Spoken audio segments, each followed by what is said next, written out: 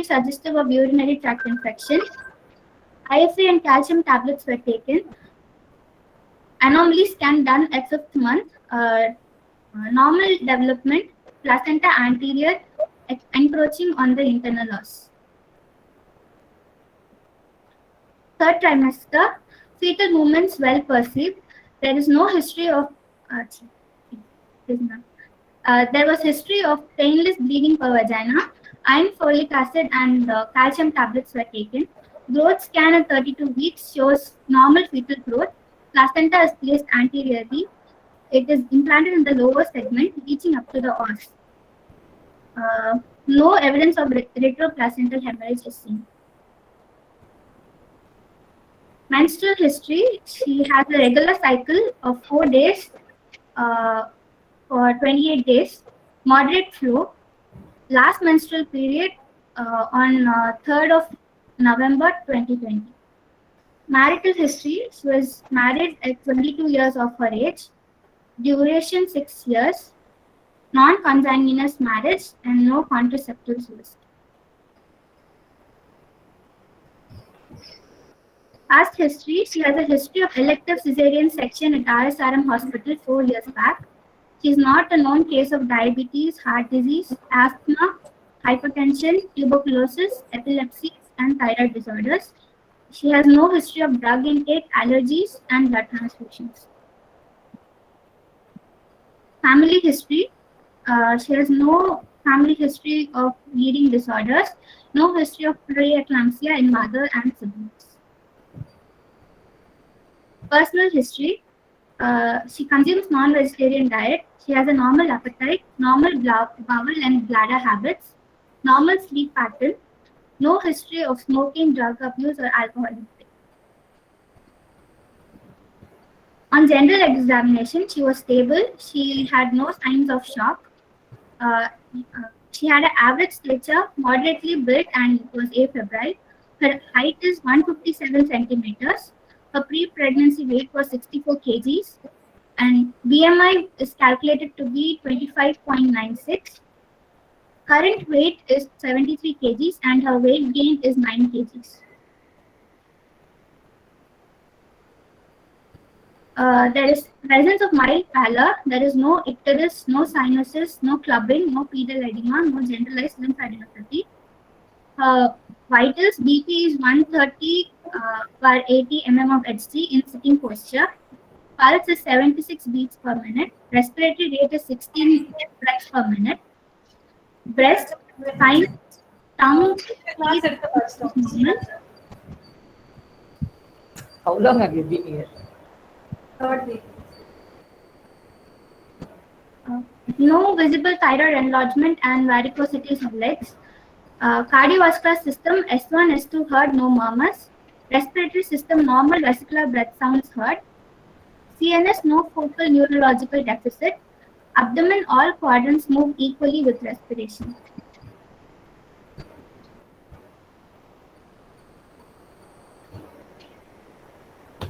Obstetric examination. On inspection, uterus is longitudinally enlarged.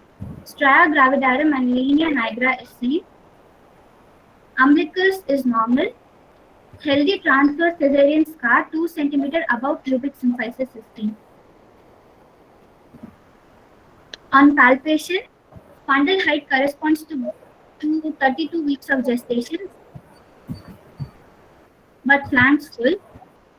Fundal grip, broad, soft, bulky, non-independently ballotable fetal part, suggestive of breech occupying the fundus.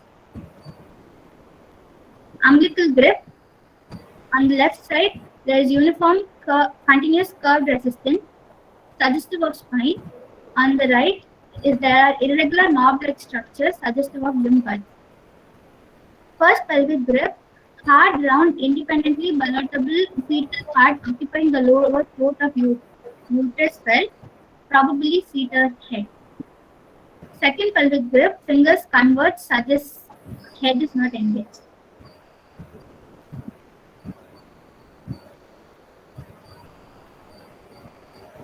On auscultation, fetal heart sounds are heard in left spinal umbilical line. 140 beats per minute. Other findings, symphysiofundal height is 36 centimeters. Abdominal girth is 99 centimeters. There is adequate liquor. Fetal weight estimation is calculated to be 3.7 kgs. Per vaginal examination is not done. Summary: Mrs. Vidya, 28-year-old, belonging to socioeconomic class 4, is a gravida 2 para 1 live 1, is booked and immunized with 39 weeks of gestation and expected date of delivery on 10th August 2021. Presented to the OPD with painless bleeding per vagina, previous cesarean section, examination reviewed a single light fetus in cephalic presentation with good fetal heart sound. She is a case of antepartum hemorrhage. Okay, just go back to the previous slide. Last but one. No, the previous one.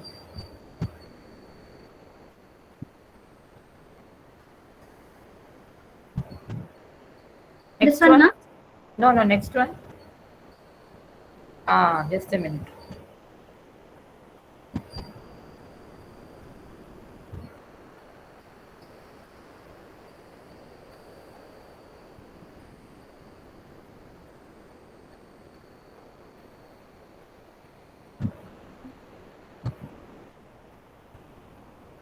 Okay. So first thing is, go back to the first slide.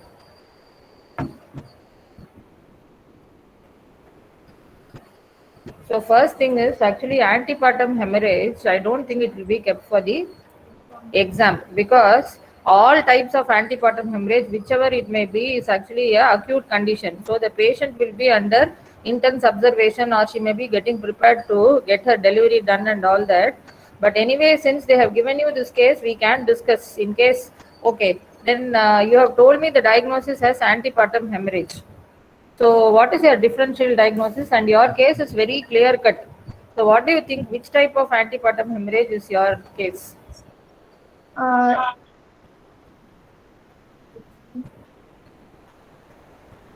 this is due to placenta previa, ma'am, because she showed painless bleeding per vagina. Okay. What else suggests that it is placenta previa?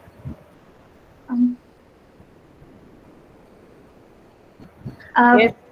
She has shown with bleeding per vagina after 28 weeks of viability. Then one more thing, it's very obvious. See, one thing I just want to tell all of you. See, sometimes telling your case history where you have not seen the patient because of the COVID situation is more difficult than actually presenting a real history. Okay. So in case the same situation continues when you are presenting the case, you have to be careful about certain things. Okay. So one is regarding the dates. So suppose you are presenting the case today and you are saying that it is 32 weeks. You ensure that what you're trying to say. So I think this case probably you are trying to say that 32 weeks with flanks full, isn't it? Yes, ma'am. Am I right or wrong? Because even if you're going to present artificial, that is a non-existent case, you ensure that it is logical. Okay. So what is your diagnosis regarding the gestational age for this case?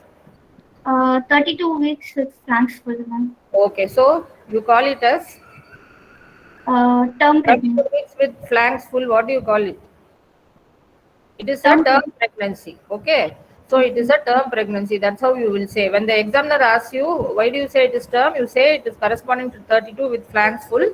Apart from that, you are going to know the LMP-EDD for sure. You will be knowing, right? So by dates also it is corresponding because she has got regular periods. So obviously it has to be term. Okay, that is one point I want to emphasize, especially when somebody gives you the history, you have not seen the patient. Be careful, coordinate the dates. Okay. Now there are two things. One, you told me that placenta previa because it is a painless vaginal bleeding, and another one is there. It is very obvious in your history. Can you tell me what it is? It is given. You have told me no. In the anomaly scan, they have given the placenta. They have already diagnosed the placenta has come up to the internal loss. You have yourself told. So that is another clinching diagnosis that she has already. It is a case of placenta previa. So that means in this case, the treatment has been delayed. Okay. So when we talk about the management of placenta previa, you already know in the 5th month anomaly scan itself that the placenta is not in its location where it's supposed to be. Secondly, this is also a case of previous LSES. So when it's a previous LSES with placenta previa, already by now, at least 10 days before the EDD, 2 weeks ideally after completion of 37 weeks, before she goes in for this kind of bleeding, she's lucky that she did not have the bleeding before this. So by now she should have been delivered by a repeat cesarean section. Okay, right. And what did you say was the EDD? 10th of August, ma'am. 10th of August, fine. So what do you mean by booked? Ma'am, she has been registered for antenatal care in a nearby hospital. Okay. No, when you say booked, how many visits she should have had? Ideally, she should have had 4 visits, ma'am. Okay, at least 5. Okay. So you call her booked because apart from that, there are other definitions also. It's not that she just comes and makes an entry and goes.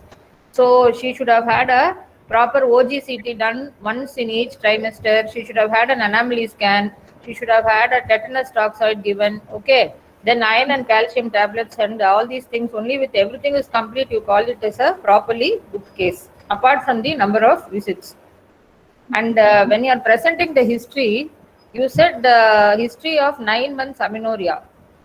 I think already I told you in my previous class, you should not use the word amenorrhea here.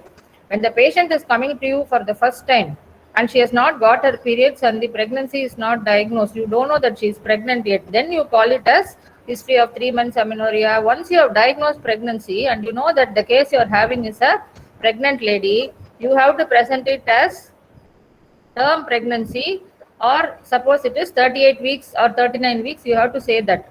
Okay. 39 weeks of gestational age or 38 weeks or 36 weeks, you don't use the word amenorrhea here. Only the first time when you have not diagnosed pregnancy, it may be the amenorrhea may be due to any reason, then you will be using that word. Okay. So for the bleeding per vaginum, since you have taken a term case, what do you think is the management? First, you have to admit the patient. Okay. You have to put 2 IV lines, one for infusion of saline or colloids and another for blood transfusion. Okay. Will you just give blood transfusion just like that because she is bleeding? No, ma'am, we have to collect blood for investigations for blood cross matching and RH typing. Then we will do blood. No, even beyond that, when a lady comes with antepartum hemorrhage, you have to see what is her, how much of first you have to replace the fluids and prevent shock. Okay. That is the first thing. Blood you just don't give unless the hemoglobin is very low. You don't give blood transfusion just like that. You have to really think of what is her condition and give. Okay. So unless she has gone into the anemic category or something, you need not give blood just like that. And in this case, you already know that it is placenta previa, because suppose it is abruption, then the treatment may be very different. Okay, so this you already know by her scan that it is placenta previa, and the most important clinching diagnosis is that she is not having any pain. So you definitely you have to cross match and keep the blood ready. There is no doubt about it. I will tell you why. Okay. Suppose the same case now and what will you do next after doing all these preliminaries? We have to if she has USG records, we have to review them. Otherwise, you have to do USG for localizing the placenta. Okay, we'll go to that. First, we'll discuss this case where you already know the diagnosis by a 5th month scan. Okay. So now she is term, you are stabilizing the patient. She has come with plainless bleeding. You know this placenta previa, and you also know that it is a previous cesarean section. So after stabilizing the patient, taking the blood for cross matching, what are you going to do? Ma'am, if the bleeding has stopped, then I will do fetal monitoring and I'll try to deliver her, ma'am, using cesarean section. Yes. So wait. So what we are trying to tell you is that she has reached term now, nearing the EDD with placenta previa and previous LSCS. So the aim would be to deliver the baby by a repeat cesarean section. You need not rush to the theater like how you may do with an abruption, but the aim is to deliver her by a repeat cesarean section. Okay. So now that comes to the next question. So stabilize the patient, see that her hemoglobin, everything is okay, get the blood ready. Blood should be kept ready. You have to tell the blood bank to be ready with the blood. I will tell you why. Okay, now you are doing a cesarean section. Why not a normal delivery? Suppose this lady, wait a minute. Suppose this lady has had a previous normal delivery. Will you allow for a normal for this case? Ma'am, it depends on the location of placenta. If the placenta is low lying, we can go for vaginal delivery. Otherwise, we have to strictly go for cesarean section. Okay, so the other types you prefer to go for a cesarean. Why?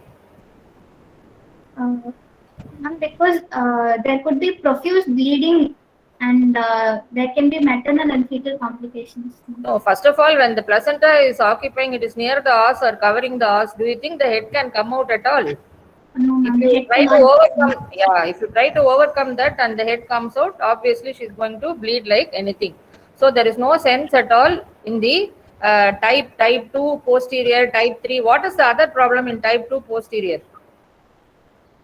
So whenever there is a contraction, the head will press on the placenta, which is posteriorly located over the sacral promontory. Okay. So there may be fetal distress also if you allow her for a normal. First of all, it may not be practically possible at all. So type 2 posterior, mainly when it is over the sacral promontory, with every contraction, the head is going to press on the placenta, compromising the blood supply to the fetus. Type 3 and 4, very difficult. You are not at all going to allow. Nobody allows in today's world, especially when you know that it is you have already diagnosed. So term pregnancy, previous LSCS, placenta that is coming up to the os or covering the os, naturally stabilize the patient, get the blood ready, get the investigations ready, and do the cesarean section. Suppose the bleeding stops, probably if she comes in the evening or something, electively you can do it. But if the bleeding doesn't stop, there is no point in waiting further. You just take her to the OT and deliver the baby. Now I want to tell here one very important thing. When you talk about antepartum hemorrhage, either it is placenta previa or abruption, especially placenta previa, there is another dreaded complication which I think is more dangerous than the antepartum hemorrhage. Can you tell what it is? Placenta accreta. No, we'll come to that. That is again antepartum, after delivery of the baby.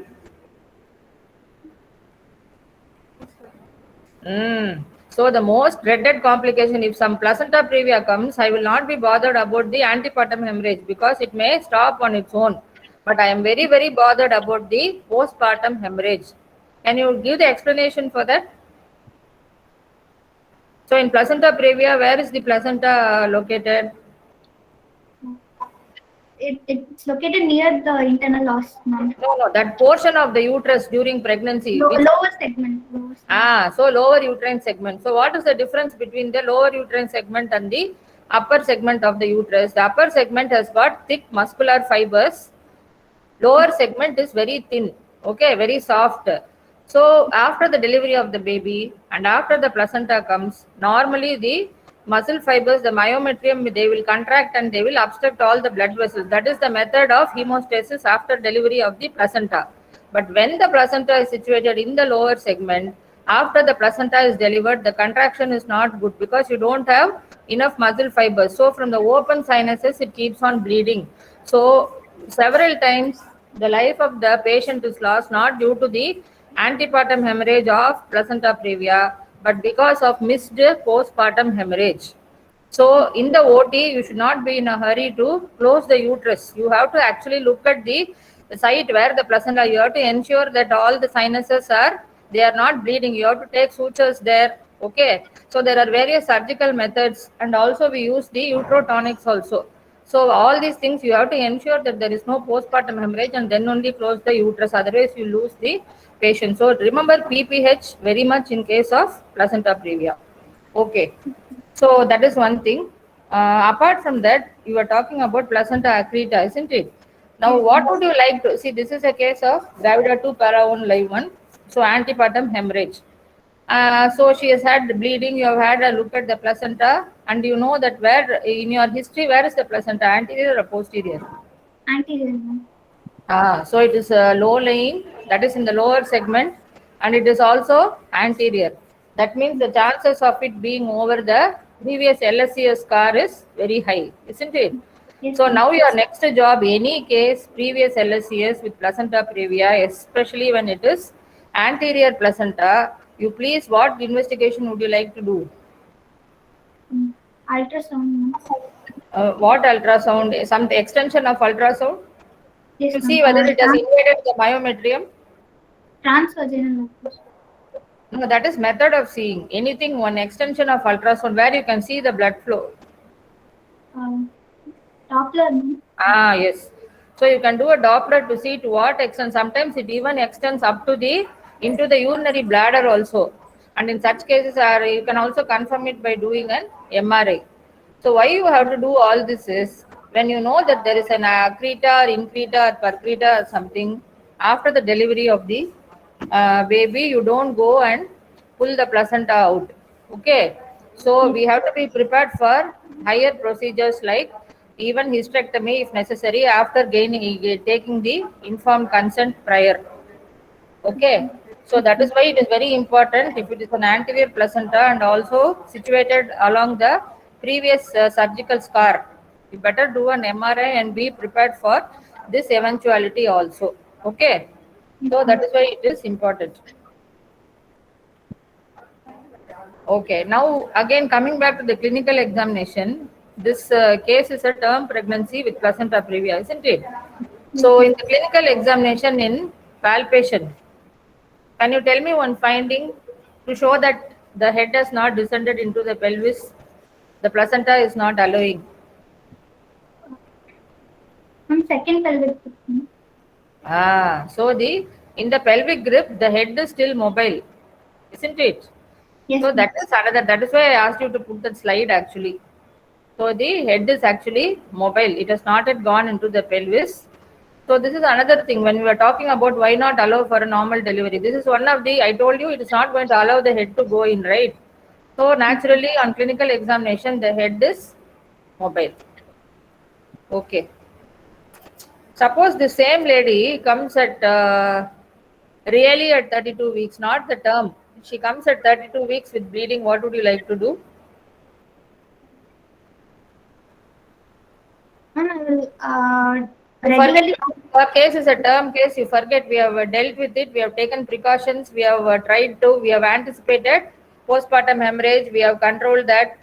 We have looked out for accreta. All those things we have done. Now the same case, fifth month she chose the low lying placenta, and now she has come at really the 32 weeks. What would you Okay. like to do for her? Ma'am, if she has come with bleeding, we will stabilize the patient, and then Okay. we will regularly regular follow up because most of the times the placenta might migrate to its. Okay. What is that migration of placenta? What actually happens? Does it develop feet and walk into the fundus? No, ma'am. Then what happens actually? And since the placenta is bulky, it moves to a place where it has more surface area. No, not like that. The placenta doesn't move at all. It is just that sometimes when it is marginal, okay, or low lying, you know that as the gestational age advances, what happens? The lower segment also grows, isn't it? It is not Yes. a small structure. So, along with the growing lower segment, this one may move up. That is why, suppose you have a complete placenta previa, true placenta previa, which is covering the internal os. Mostly, even after a near term, it is going to remain the same. Only probably for the marginal variety or the low lying placenta, as the lower segment grows, this placenta which is in the lower segment also may go up. That's all. So it Yes. is not that the placenta moves. That Okay. is one thing. And why does this placenta previa bleed at all? It is attached to the lower segment, right? Why Yes, should ma'am. it bleed after the fifth month? Why does it start bleeding? Ma'am, because of the stretching of the lower segment as it grows. So the placenta is attached to one place, but the place where it is attached to is stretching, isn't it? So due to the shearing effect, the bleeding is there. Okay, so tell me now, 32 weeks she has come, she is having bleeding. What would you like to do? So we'll stabilize the mother and child. Then we'll give IV corticosteroids for fetal lung maturity. What is the corticosteroid? Always anything where you have a, you know that probably you have to remove the baby preterm. You also always have to give a antenatal corticosteroid. What would you give? How much will you give? All the because this is a short note. This is a short note for you. Even when you get up in the middle of the night, you should be able to tell because this is pertaining not only to this case. Anywhere where you may be expecting a preterm delivery, you should be able to tell this. Yes, dosage. Not sure What are about the two steroids that you use? Huh? What are the two steroids that can be given? Dexamethasone.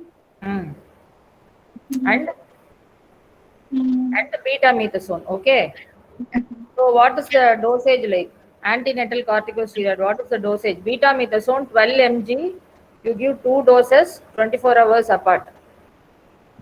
Dexamethasone you are giving 6 mg, 4 doses 12 hours apart. So basically it takes 2 days for either of this to act, and you just give this blindly, nothing will happen. You give this to any patient where you are expecting either to deliver the baby early like preeclampsia, or where you have to deliver even placenta previa. Anytime if there is an emergency you have to remove the baby, right?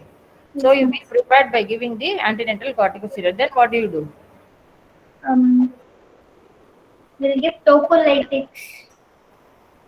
That is not really given in any book, but empirically probably you can use. Okay. Then We'll take blood sample for cross matching and RH typing to keep reserved blood. Okay. And Then we'll follow up till 37 weeks. okay. But suppose the bleeding doesn't stop. We have to do an emergency cesarean section because if there can be fetal distress and no, mainly the bleeding.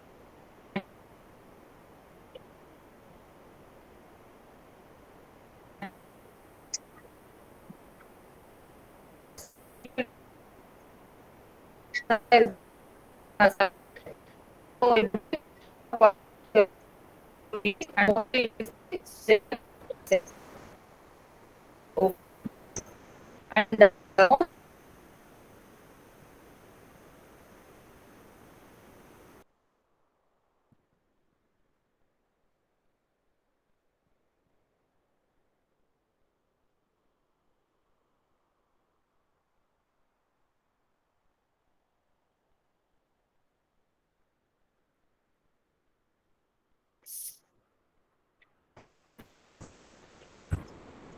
Wait, Sami.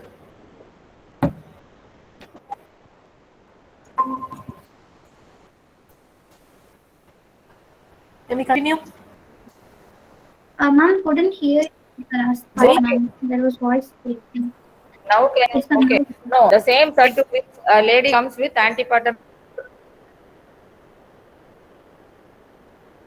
the placenta. So in that case, in the casualty, what are the things that you will do and what you will not do?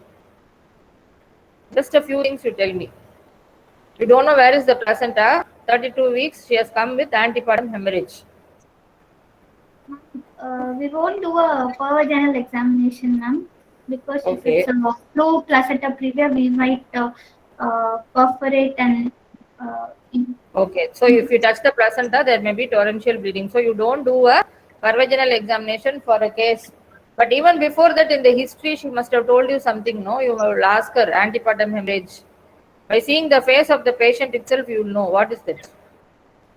She might present with pallor, ma'am. Okay, that is on examination. By looking at the, when you have pain, what will be there? So when a patient is having pain, no, just by looking at her, you will be able to tell. So whether it is painful or painless. Okay. So that is the first thing. By looking at her, and she is also going to tell, I'm having severe pain.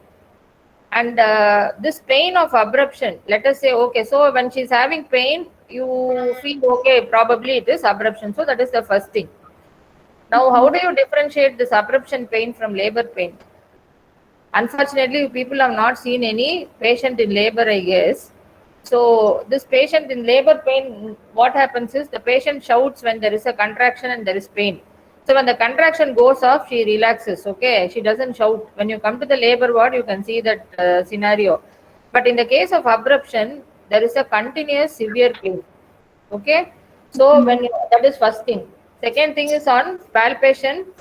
Placenta previa, the uterus will be soft only. It may not be contracting unless she is actually in labor.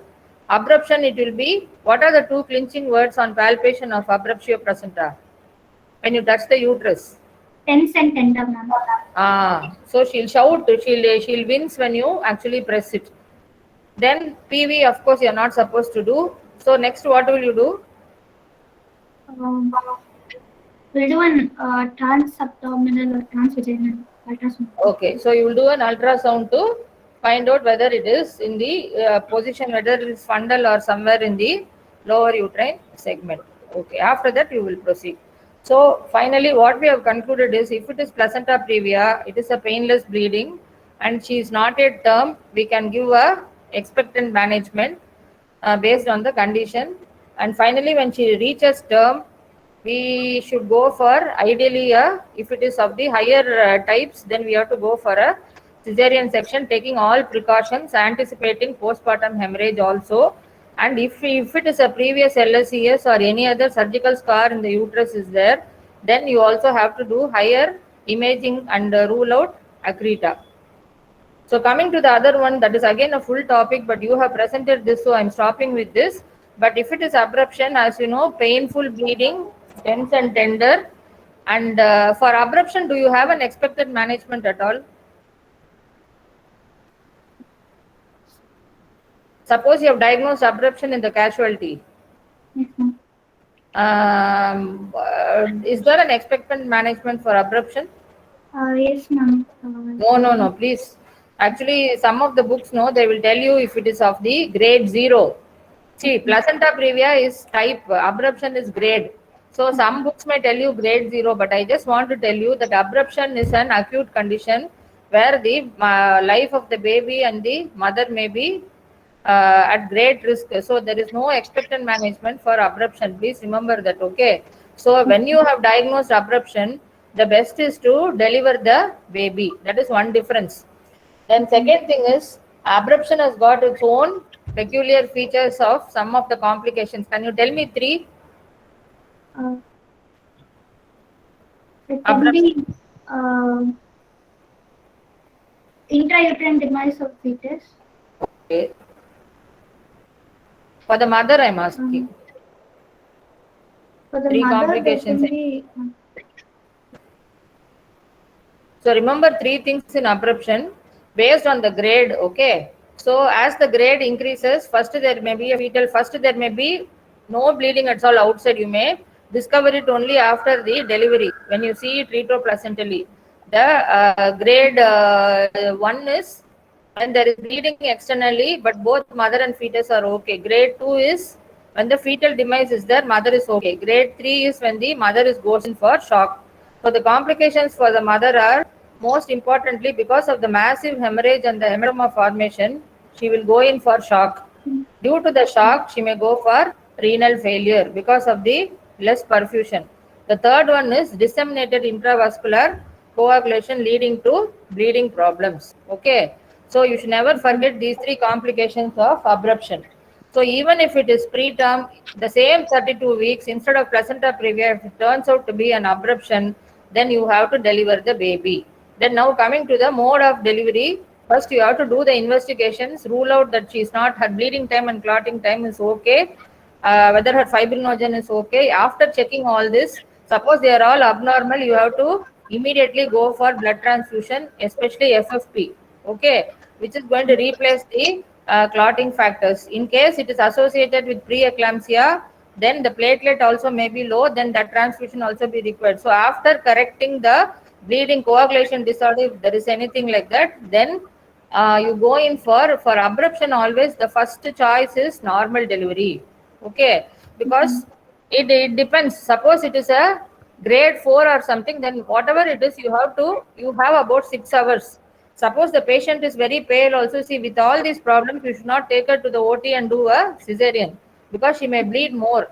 So stabilization of the patient very important, but simultaneously for abruption, because there is no placenta somewhere in the lower part, our first preference is always to allow for normal delivery if it is possible. It depends. You have to weigh the pros and cons, how long it is going to take. You can do an ARM, start oxytocin, stabilize the patient, and then if the progress is not satisfactory or things are going from to the next grade, then you can take her up for cesarean, but you don't rush to the OT as such without stabilizing the patient. So the first choice is normal delivery by doing an artificial rupture of membranes and starting oxytocin. Most important is correction of shock before you go for any surgical procedure. Correction of shock, then correction of all the coagulation problems that may be there due to this. Why do they go in for DIC? Abruptio placenta. Why? Because of the renal failure. No. So, what is the sequence of the delivery of baby and placenta? You may find this question very funny, but some people have made mistakes even in this. So, first, the baby gets delivered, uterus contracts, then the placenta gets delivered, the uterus contracts further. Correct? Yes, So, when the baby is still inside, the liquor is inside, and the uterus is big, but the placenta alone separates. That time, what happens? The sinuses, the placental sinuses are open.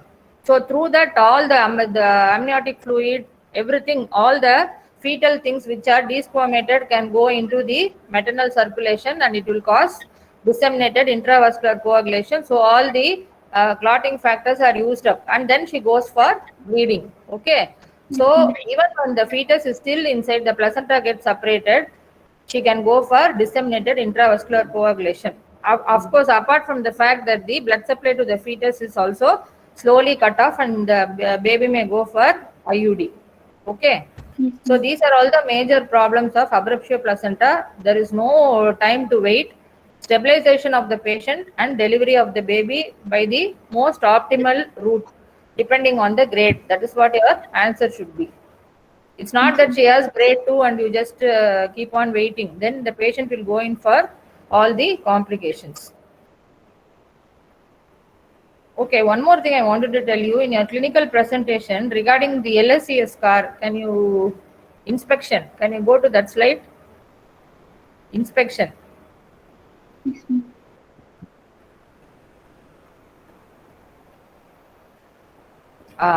See the last one, that cesarean scar, no? We have written it as hefty.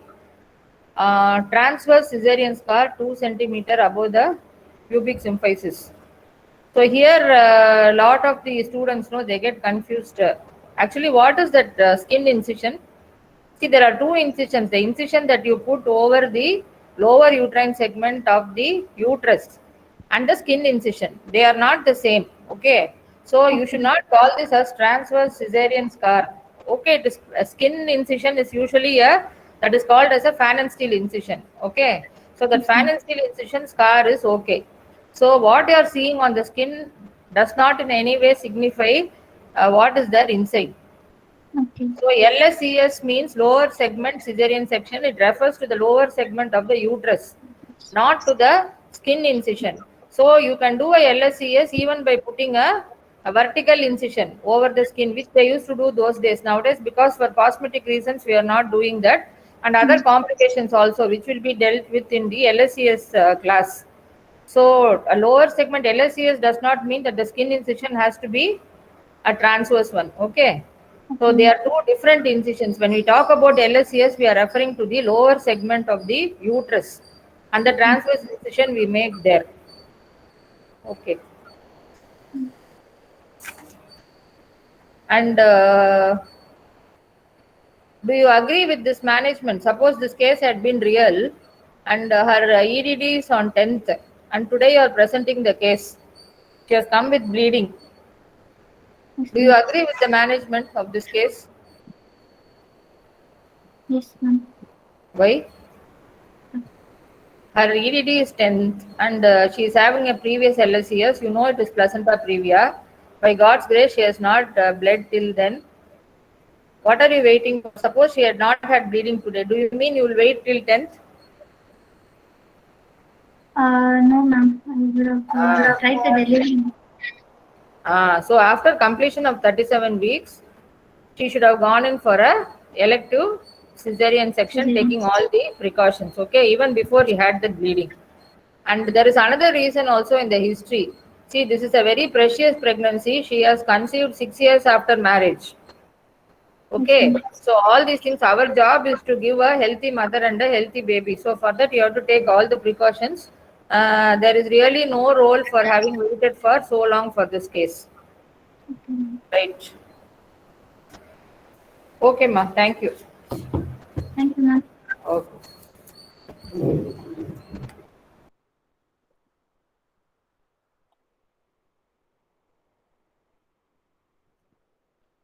Mm.